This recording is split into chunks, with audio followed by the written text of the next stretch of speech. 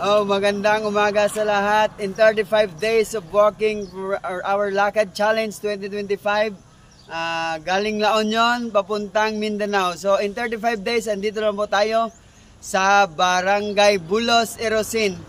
First of all, ako pala po si Johan Domingo.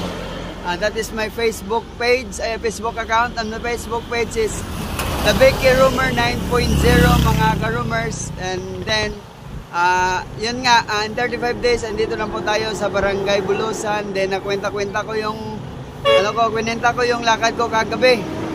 Galing lang ako puntang Barangay Aroroy, doon lang tayo nagpahinga eh. So, 981 kilometers ang nalakad na po natin mga ka-rumors galing sa La Union at saka sa Aroroy.